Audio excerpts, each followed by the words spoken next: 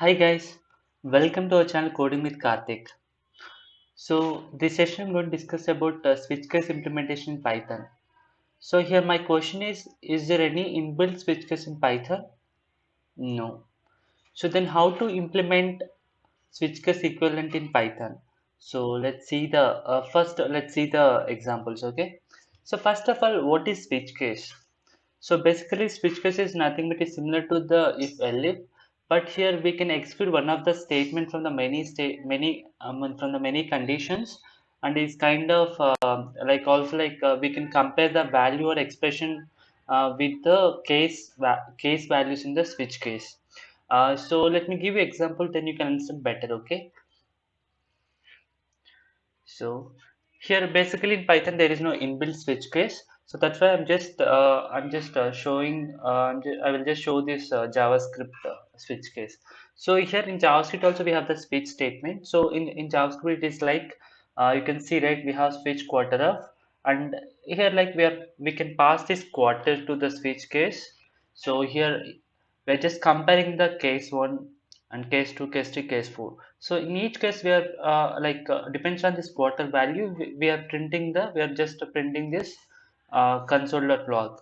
So if you execute this, just let me execute this one. So script purchase, yeah. So see this, it is printing Jan to March since we are passing quarter 1, right? So that's what it is printing Jan to March. And if I pass let's say if I pass 3, so here it is between July to September.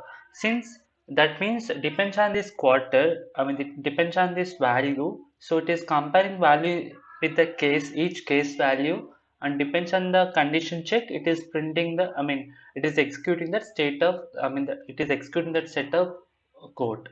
So this is how switch works in other codings like JavaScript or in Java. Also, we have this same kind of thing.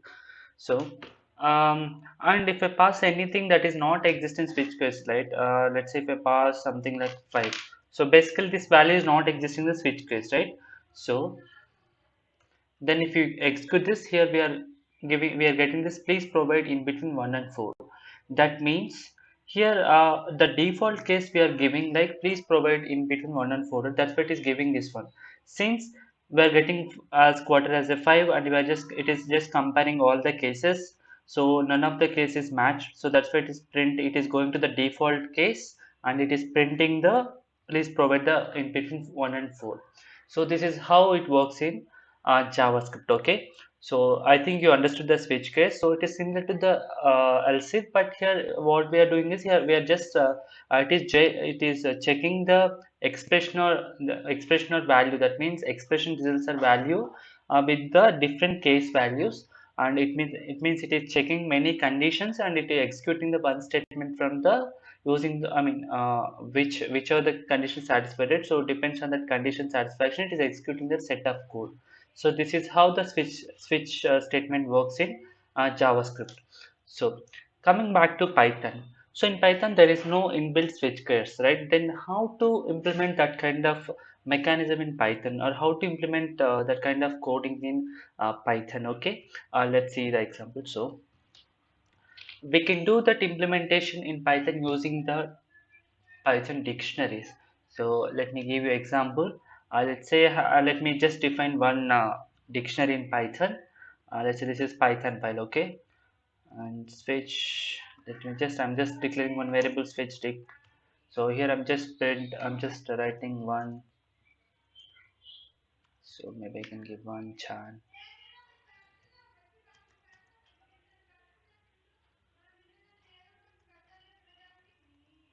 to match.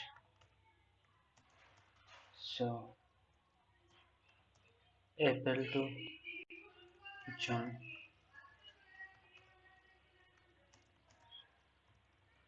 July to third quarter is July to September, and fourth quarter is October to December. So this is how the quarters, right? So I'm just having the same kind of mechanism here also, like In JavaScript, right, we have the case 1 Jan to March, and case 2 April to June, and case 3 July to September, and case 4 October to December. This is all quarters of the year, right? So the same way here also have the 1, 2, 3, 4, which is representing Jan to March, each quarter in the year. So now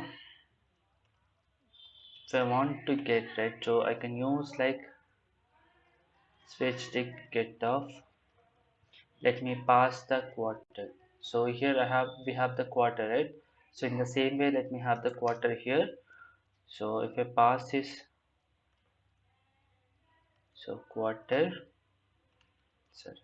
quarter, and here in the get function, get method, we can, if the value, if this case exists in dictionary, it will get that value. Otherwise, in the second parameter, we can pass the um, value, which is, I mean, which can return if the key is not exist in the dictionary. So that means, I have to give this kind of message here, please provide in between 1 and 5. Just copying this sentence. So here I can give this, okay. If I run this, so Python says dot given. So October to December, since I have given input as 4, right? So if I let me provide 1 now. So if I provide 1, so see this is Jan to March. So now if I provide something like 6, okay, which is not existing dictionary, right? So it is giving this response. So this is how it works. So that means in Python there is no inbuilt inbuilt switch statement. So we can achieve that using the dictionaries in Python. So not only this way, maybe in the coming session we'll see how to, like, we can use else if also, but this is kind of more convenient way. So even here, not only this, we can have, instead of this static values, right, we can have definitions in function, I mean definition Python, so which can return the values.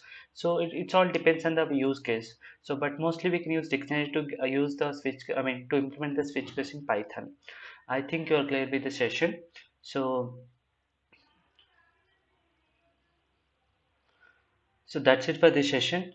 I think, I hope you enjoy the session. So please subscribe to our channel, and please like and share these videos to your friends or colleagues. And thank you for watching this video. Thank you for your support.